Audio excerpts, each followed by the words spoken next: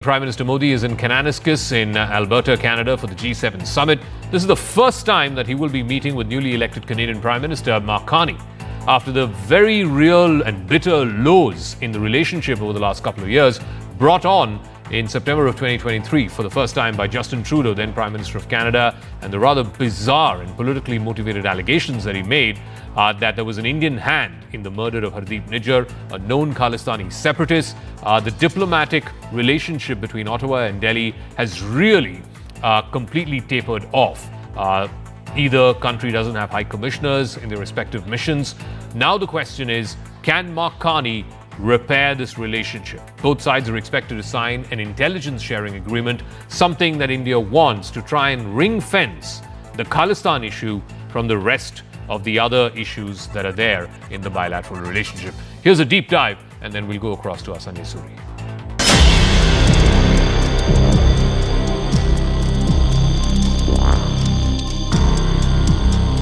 Prime Minister Narendra Modi's participation in the G7 summit in Kananaskis in Canada is more than just a diplomatic engagement. For India, it is a platform to recalibrate a strained relationship, also assert its strategic autonomy, and engage with global powers on its own terms. Most significantly, this marks Modi's first ever meeting at a summit level with newly elected Canadian Prime Minister Mark Carney. A moment which many are hoping could signal a thaw in the frozen ties between New Delhi and Ottawa. India-Canada relations reached a historic low under former Canadian Prime Minister Justin Trudeau. What was once a very cordial partnership descended into acrimony, primarily driven by a political clash between Trudeau and Mr. Modi. It was political posturing on the part of Trudeau. There were divergent views between India and Canada on what was a crucial national security issue for both countries. The tipping point came in 2023 when Justin Trudeau, in the floor of the Canadian Parliament, made the explosive claim that the Indian government's agents were involved in the killing of Hardeep Singh Nijjar, a pro-Khalistani separatist on Canadian soil. India rejected those allegations outright, calling them absurd and politically motivated. The Indian government maintained that Canada had become a safe haven for separatists, extremists, and individuals who incite violence in Punjab, thousands of miles away. There are credible reasons to believe that agents of the government of India were involved in the killing of a Canadian on Canadian soil. That is something of the utmost and foundational importance in a country of rule of law, in a world where international rules-based order matters.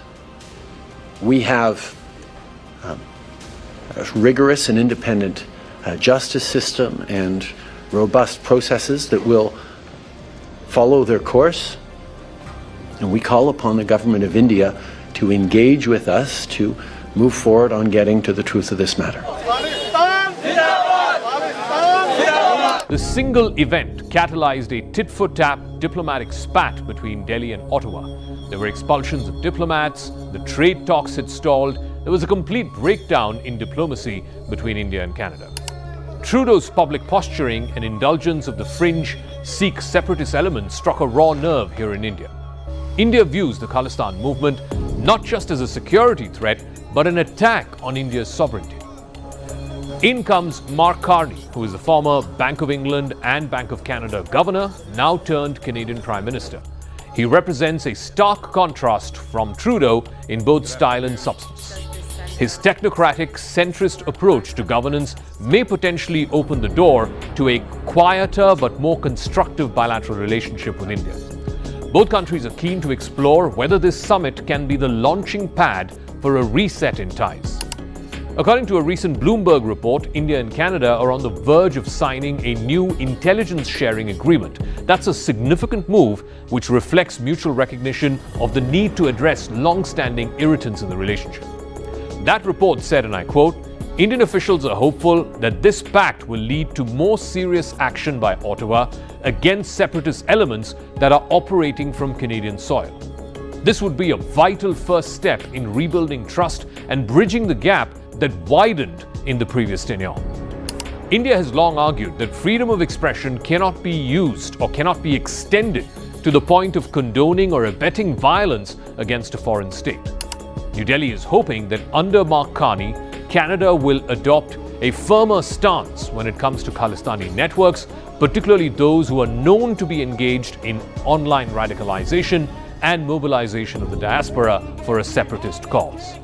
Carney, for his part, has made the right noises. He has said that he wants to build better ties with India. What is your message then to Canadians who are a bit disturbed or wondering why Mr. Modi is being invited to Canada when there is this legal process that has not cleared him and his governments of involvement in the death of a Canadian on Canadian soil?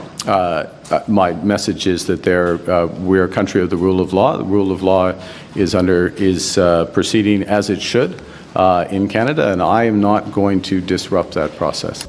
Even though India is not a G7 member, India's presence as an invited partner reflects its growing weight in global affairs. At the summit, Modi is expected to pitch India as the voice of the global south, particularly in areas like climate financing, digital infrastructure, and sustainable development.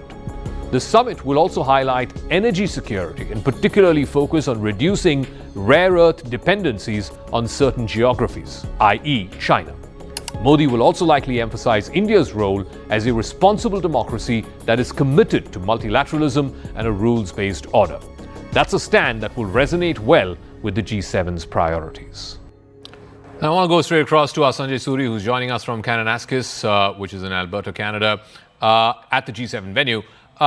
First things first, so when is the meeting between Prime Minister Modi and Prime Minister Carney? It will be the first time that they'll meet.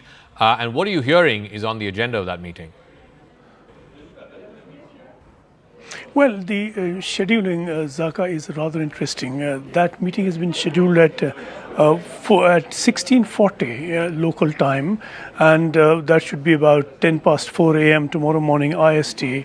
And that meeting, the bilateral between Carney and Modi, will come straight after a press conference that Carney is due to address on this G7. So that immediately means a couple of things. One, that Carney will not necessarily have to face a barrage of questions at the press conference on what transpired through a meeting with Modi, which of course is only to follow. The second, we may not know immediately after the bilateral what transpired, and that will have to depend upon briefings or readouts to follow from either or both sides after some time. There will be some time before some sort of a time lag before the two can brief people on what transpired, and of course we have to see what the briefings will be from one side and from the other. So the agenda clearly is primarily the economic issue, the economic promises really between the two countries. There has been a degree of trade between the two that really needs to be revived. There have been all sorts of areas of harmony and cooperation traditionally between India and Canada that have been disrupted by the processes that you have just described. So the attempt will be to revive that. And in order to do that, really to find a way to get past the issue, the obstacle issue that has come up, and that will be taken head on by the two leaders. They're due to meet for about 35 minutes. It will be a meeting towards the end of the day, not the last meeting of the day. There'll be meetings to follow with South Korea and Mexico, but that sort of will round off the G7 here. And very quickly, you know, in terms of obviously the biggest niggle, or not even niggle, it's the biggest concern, the biggest issue between India and Canada is, of course, what India thinks is the open support that certain elements, certain political quarters have given to these separatist elements there in Canada. Clearly, Mr. Carney wants to sort of ring fence that issue from what he believes are the other more important issues, which is trade, one of which you outlined. How are both sides trying to ring fence this, keep the Khalistan issue separate from the rest of the relationship? And also, if you could shed some light on this Bloomberg story that we referred to in our earlier package as well, about an intel sharing agreement between India and Canada. What are you hearing on that? Well, on the Bloomberg report, clearly the fundamental point of that report is that the Canadians are beginning to take on board India's concerns. And the first obstacle from the India side was that the Trudeau government wasn't listening. And this is now changed, and certainly with Carney as Prime Minister, the Canadian government is taking on board those concerns. And those concerns are not about just a number of people who have a view to express, and surely in a democracy they should be free to express that view. We've seen for a long time that this is not just an expression of views. We saw what happened with Kanishka, and that was an air crash that was clearly the result of terrorism from these groups and based here in Canada. And since then, threats have continued. Threats continue that people should not fly Air India. It's a very sinister threat considering what happened earlier. This is now a matter of grave concern to India. There are continuing instances of violence, vandalism, threats, and there is a Canadian law in place that ought to deter this, and if not deter, to take action. There's the law against hate speech. So when someone says that all Hindus should leave Canada, this is certainly something that's covered by the hate speech law. That law was never invoked. So the concern India has is that Canada is not invoking and enforcing its own laws. And there are signs now that the Canadian government under Carney is beginning to take those concerns on board. So if that happens on this side, India may yield to some of the Canadian demands on the other. All right. We'll have to see exactly what it is that Canada is demanding over the Niger issue and the accusations made earlier. That is something to surface. We've had allegations from the Canadian government that have not been substantiated, no evidence. We have a case proceeding in court. Nothing has surfaced there by way of evidence against the Indian government. So clearly, we are waiting to see more here, and the leaders certainly will attempt to negotiate that very difficult space. All right, Sanjay Suri, live for us from Kananaskis in Alberta, Canada. Thank you very much for joining us. We'll keep an eye out on that meeting between Prime Minister Modi and Prime Minister Carney of Canada. News18.com. Mark is way ahead of the Times of India with 38% more users on native and social platforms. Network 18, the undisputed leader of news networks. Way ahead of the Times.